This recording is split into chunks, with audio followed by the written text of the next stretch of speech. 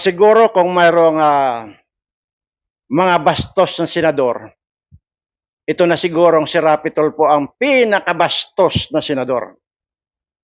Pag-usapan po natin yan maya-maya lamang at gusto ko lamang pong ipaabot ang aking mapagpalang pagbati dito sa lahat ng aking mga subscribers, followers at mga viewers. Sana po nasa mabuti kayong kalagayan lagi at ligtas sa anumang pambubudol ng mga politikong kawatan.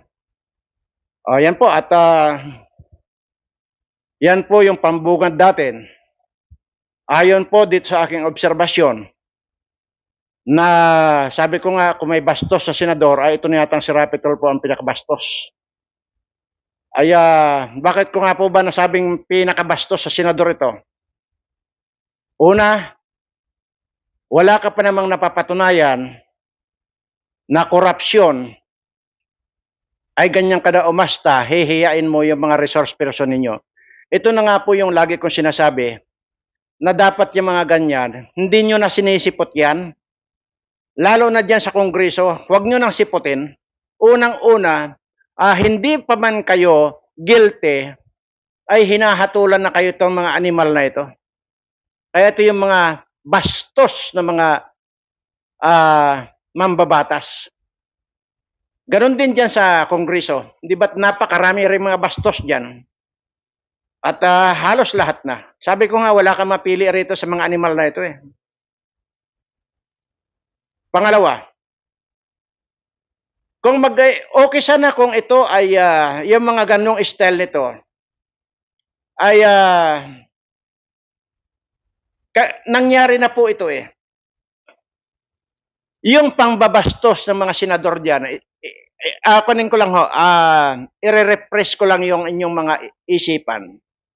Noon pong hearing diyan dati, itong si Angelo Reyes, yung Chief of Staff ng AFP, yan, si Angelo Reyes. Binastos din po yan ni Trillanes diyan sa Senado. Anong nangyari? Hindi pa natatapos yung investigasyon sa kanya. Pumunta doon sa puntod ng nanay niya. Doon mismo sa puntod ng nanay niya. Binaril niya ang sarili niya. Sa sobrang kahihiyan. Na wala pa naman, hindi pa naman napapatunayan. Ay itong ginawa ni Rapi Tulfo dito kay Carlito Galvez. Maliwanag po na nag-iimbestiga pa lang kayo, pero hinatulan nyo na yung tao. Kahihiyan po yan ang pamilya nila. Hindi nyo man lang isinaalang-alang ang kahihiyan ng pamilya nito. Okay na siguro kay Carlito Galvez, pero paano may pamilya ito? Ano na lang ang sasabihin ng mga kaibigan ng mga anak-anak nito, mga apo nito? Diba? Inimbestigahan yung lolo nila, inimbestigahan yung tatay nila sa korupsyon na wala pa namang napapatunayan. Ito na nga po yung sinasabi ko lagi. Na akala ninyo dyan sa Senado, akala ninyo dyan sa Kongreso, mga siga na kayo, mga diputa kayo. Yan ay yung madalas kong sinasabi. Sige, panindigan mo yung pagiging siga mo. Isipin nyo mga kababayan, hindi ba't nagsiga-sigaan din itong animal na ito noong hearing sa PCSO, yung sa luto-luto na yan. Unang hearing, akala mo lahat, gagawin ko lahat, kahit na gumastos ako, mag-hire ako ng private detective ko, private investigator ko. Gagamitin ko lahat yan, NBI, police at sundalo, gagamitin ko. Kahit na gumamit ako ng sarili kong pira, makapag-hire ng private investigator. Galit na galit din ito. Pero, second hearing wala na. Pero itong PCSO nito, maliwanag yung corruption dito sa PCSO nito. Bakit nawala yung kasigaan nito? Bakit tumahimik ka? Ngayon, ibubunton mo rito kay Carlito Galvez. Ano yan? Another 1 billion? Nagtatanong lang ako. Kasi talagang mga kun kayo mga bastos to talaga kayo dyan Wala na kayong ginawa dyan. Sa hearing ninyo niya, sinasabi nyo, in aid of legislation. Para sa akin, hindi po in aid of legislation yan. In aid of lagay. Yan lamang po. ang masabi ko diyan. Dahil yun naman talaga ang lumalabas sa mga investigation na yan. Itong Mel Robles ng PCSO, maliwanag na may korupsyon. Bakit hindi mo itinuloy yung pag-iimbestiga diyan? Napakaraming mga nag-imbestiga, napakaraming dapat na mga violation itong general manager na itong si Robles ito. Pero ba't tumahimik ka? Hindi ba't yung sinasabi na inareglo ka ng 1 billion ay totoo ba yon? So, iyang kasiga mo na yan, bakit hindi mo tinuloy-tuloy yung pagiging siga mo kay Mel Robles? O, di ba? Dito kay Galvez naman. Sige, dahil ang iyong basihan yung mga baril-baril. Di sana ikaw ang nagpalabas ng ebidensya na kung saan yung nag-iimbestiga dapat ang magpalabas ng ebidensya, hindi yung iniimbestigahan. Dahil kagaya nung ginawa nung Amy Marcos na yan, na nung itinanggi ni sino yung unggoy na nag-PI na yan na si Onyate na yan. Nung itinanggi niya na hindi raw sila nagkikita ni Romualdez. Yun, pinakitaan ni Amy ng litrato, nakatunayan ay magkakasama sila at yung oras na yun at araw na yun. So, hindi na nakatanggi si Onyate. Inamin na lang niya. Ganyan dapat. So, ngayon, sa ginawa mong yan, walang matutuwa sa iyo, Rapi Tulfo. Masyado kang siga diyan. Madalas kong sinasabi nito, lahat ng mga siga diyan ng mga politiko, harapin niyo ako. Madalas ko sinasabi yan. Ibuntun ninyo ang pagkasiga ninyo sa akin. At sisiguraduhin ko sa inyo, dudurogin ko mga ulo ninyo. Buha ka ng ina nyo. Ang kakapal ng pagmumukha ninyo, maliwanag. Yung PCSO, may lagay na dyan, maliwanag na yun. Dahil hindi mo na inimbestigahan. Wala ka nang inilabas yung executive session na yan, wala na. Ano pag-iisipin namin? Ano yan? Nagsongka-songka lang kayo doon sa loob ng executive session, kayo ni Coco Pimentel? Napapaghalata kayo, hindi naman kami ganun kabobo. Katunayan, ihinalal lang kayo ng mga tao kasi nga sikat nga kayo, di ba? Kagaya mo, Rapi Tulfo, ang dami mong subscribers. Natural, maraming bubuto sa iyo.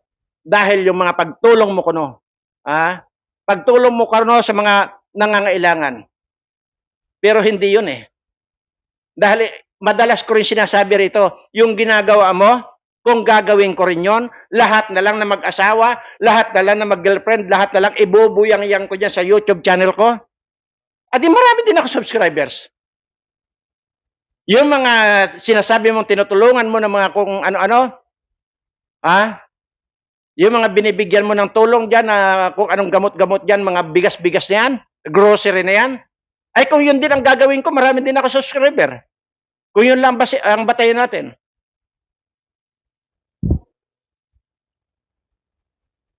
Unang-una kasi, akala lang ng tao sa biglang tingin, mga kababayan, kaya yung susuriin natin, hindi lahat ng kumikinang ginto, kagaya nito. Ayan. Hindi lahat ng kumikinang ginto. Ano nga ba ito? Ay di tanso. Hindi lahat ng siga ay talagang siga. Marami dyan nagsisiga-sigaan. Pero ako, siguro sabihin na natin nagsisiga-sigaan ako, pero tanggapin nyo mga hamon ko. Sinasabi ko dyan tayo sa Lunita na magkaalaman tayo kung sinong dudurogin kong ulo. Di para kayong sumugba sa kwan. Para kayong mga gagamba na sumugba sa apoy. Nakaka-rendi lang. Buisit kayo. Kagaya na nga lang yung mga lagay-lagay dyan. Iimbestigan nyo lagay-lagay. Saan ba galing yung pinanlagay ni Mel Robles na yan? Hindi ba pira na ng PCSO yan? Pira na ng taong bayan yan? Kaya patuloy. Ito yung sinasabi ko na hindi pabawas yung mga nagugutuman nating mga kabayan. Bagkos, parami ng parami ang mga walang masaing nating kababayan dahil sa kagagawa ninyong mga politikong mga kawatan. Yan ang totoo dyan. Wala kayong kakonsekunsensya ng mga animal kayo. Hindi ko alam kung papaanong kung ito eh. Hindi ko alam kung Supreme Court, tama pa ba itong mga pinaggagawa nitong mga animal na mga politikong to?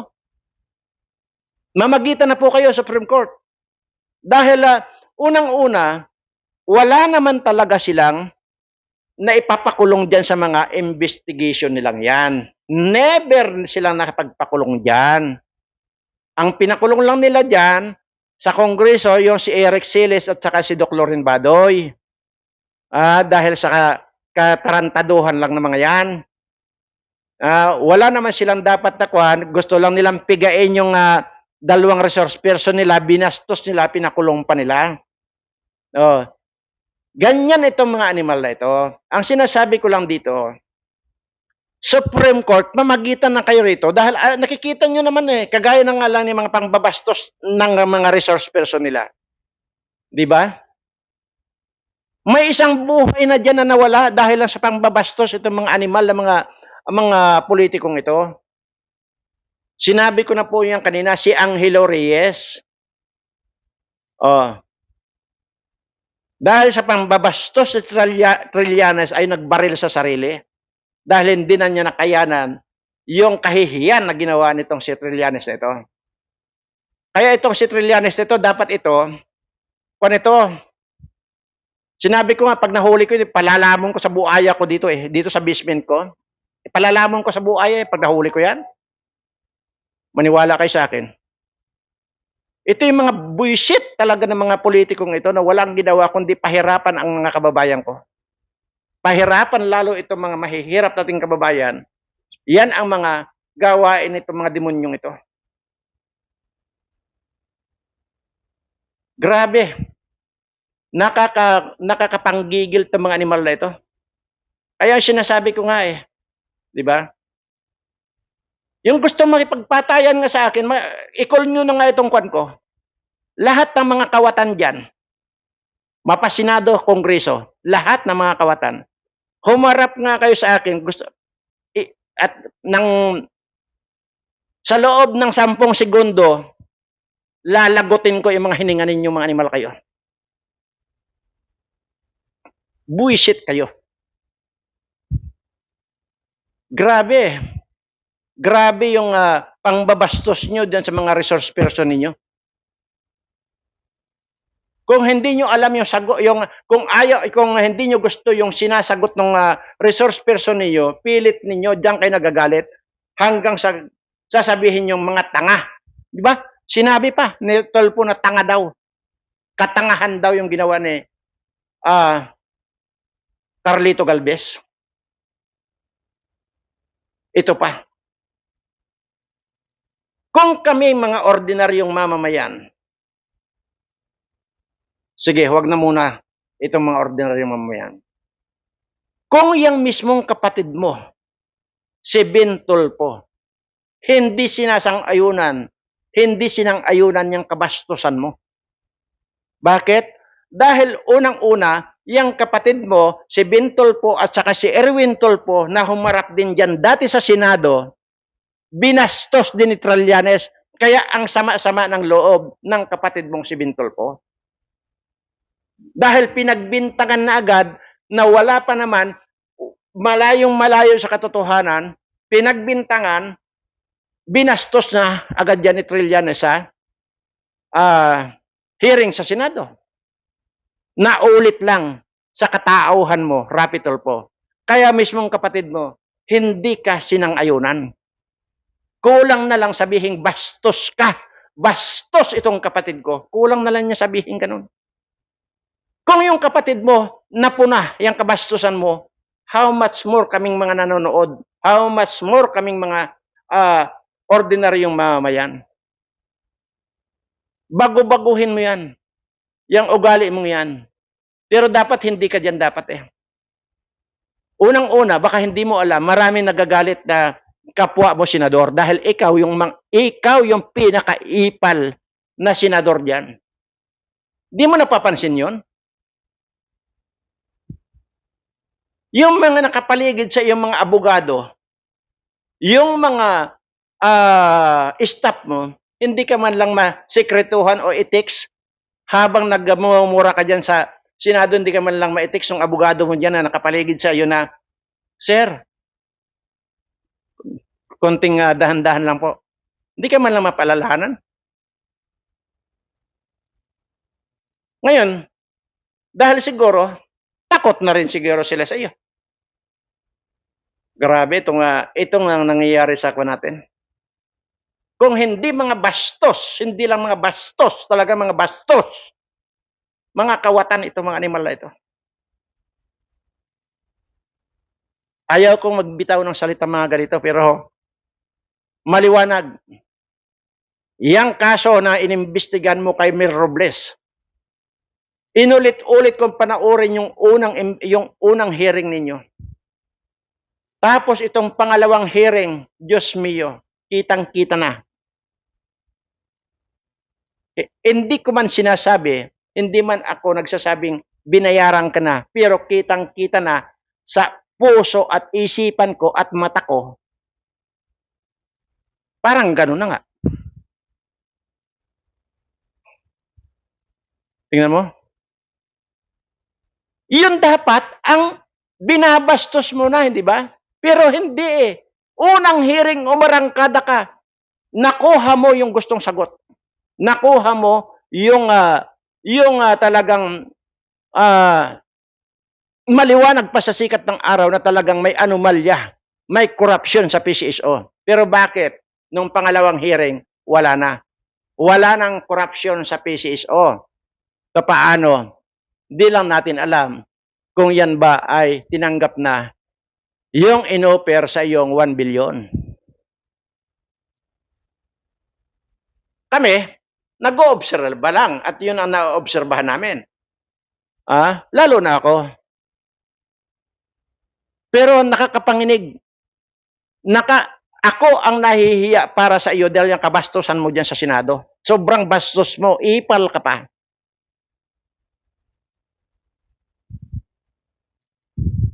Anyway, sige. Set aside na natin yan. Ipal ka. Ito namang kwan, itong si Maharlika versus itong bagong lipunan. Okay? Bagong lipunan na itong Kaloy Roy. At matapos mong pakinabangan itong si Maharlika, ganyan na yung inaasta mo. Hindi lang pumayag, hindi lang nag-invest sa iyo si Maharlika diyan sa ginagawa mong project, scam project mo na yan. Ganun na kung ano-ano ang ginawa mo kay Maharlika. Sa totoo lang, lahat ng mga binobroadcast ni Maharlika, 100% totoo. Bakit? Unang-una, wala naman siya rito. Bakit alam niya lahat yung mga nangyayari dyan? Alam nga niya yung 3 bisis sa isang linggo yung mayroong fireworks dyan sa Malacanang. Na pinagkakagastusan ng bawat fireworks yan. 1 million yan mahigit. Dahil lang sa kagustuhan itong mga nandyan. Sa kanilang sariling kaligayahan itong mga buwaka ng inanto.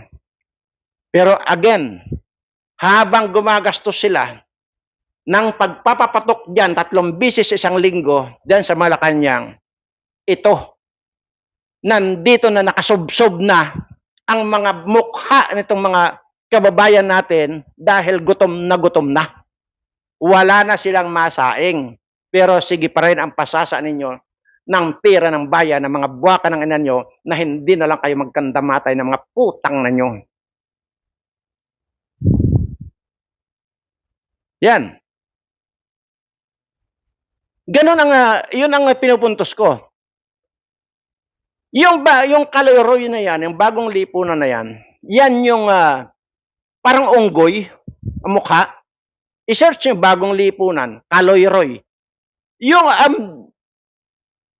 parang unggoy yung mukha. Parang butiting laot ang mukha.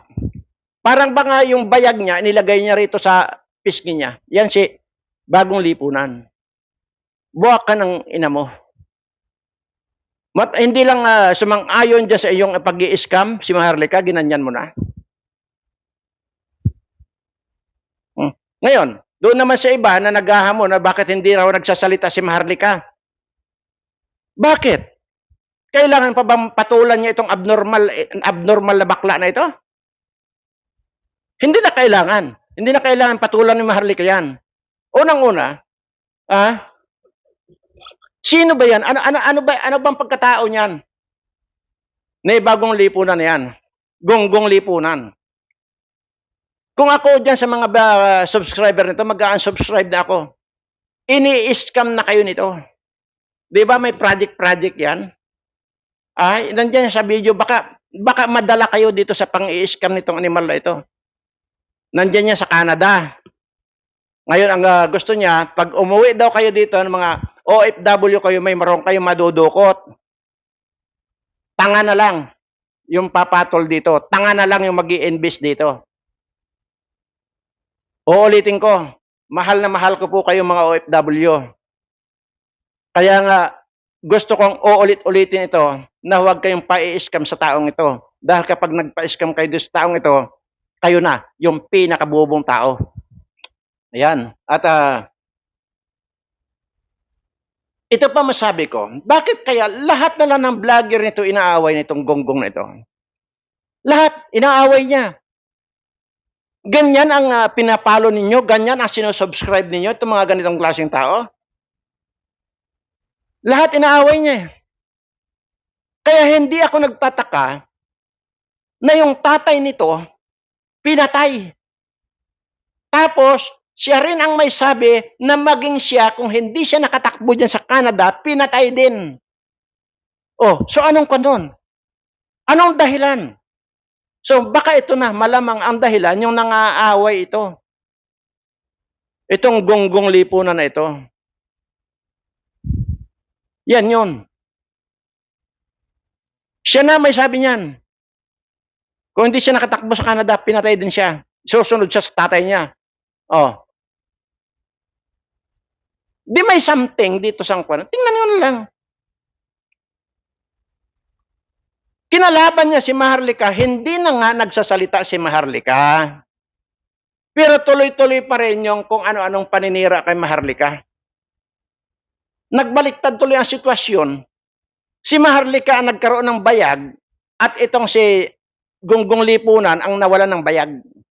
Kasi siya madaldal. Madaldal pa sa puwet ng baboy. Yung wag nyo nang hindi papatol si Maharlika ng mga ganyang gonggong na tao.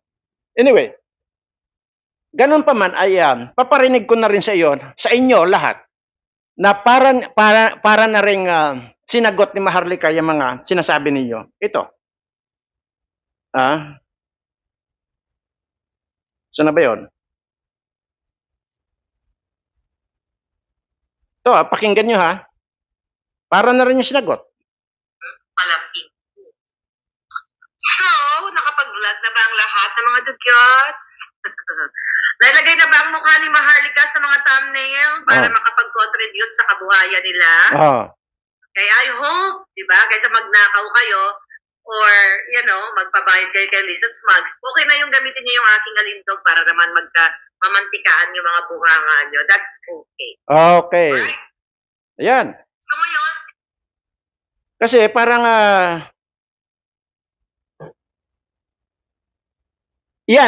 kung hindi kayo nahiya dyan, sa sinabi ni Maharlika na yan na, sige, okay lang na gamitin nyo ang mukha ko dyan sa mga thumbnail ninyo, kasi mga patay gutom nga kayo di ba? Para mamantikaan daw yung mga bunganga ninyo. Hindi na kayo nahiya niyan?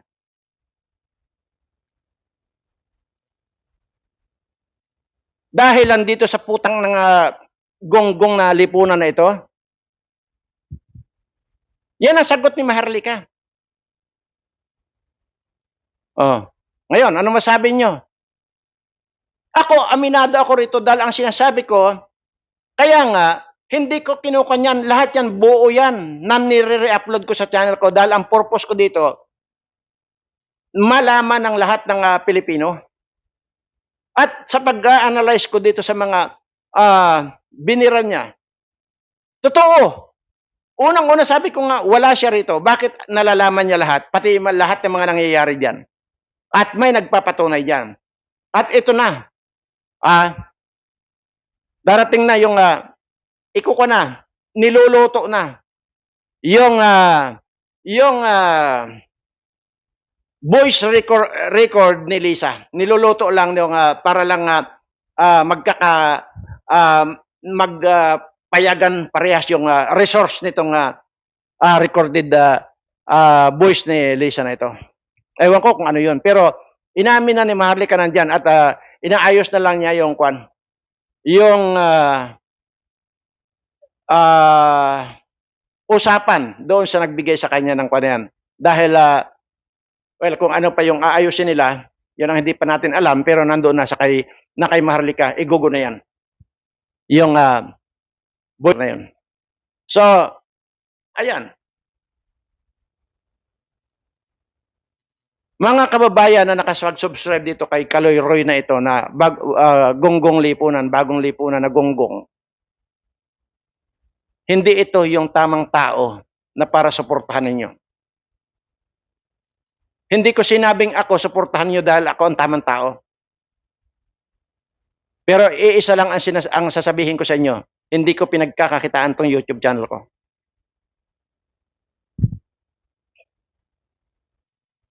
Yan ang magtapatan tayo.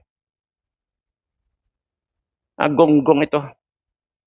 Yung mukha na yan, na parang tingnan nyo ito, parang kwan. Ulitin ko lang na parang sinaksakan nga ng apple, di ba? Sabi ko, isang apple ang sinaksak doon, isang apple ang sinaksak doon, kaya naglumubo ng ganyan, di ba? Nakaganyan na, pag nagbabalagyan na, di ba? Kapangit. Ito yung nakilala kong isa sa pinakamapangit na tao sa mundo. Kagaya nitong mga mukha, nitong mga senador at saka mga congressman dyan sa kongreso na ang papangit. Grabe ang pangit nitong mga ito. Di ko maintindihan ang mga mukha nitong mga ito kung mukhang tao pa ba. Parang hawig naman sa tao. Pero mas marami hawig ng mga animal yung mga mukha nila. Bagong lipunan, Kaloy Roy, binabalaan kita, stop mo na yan.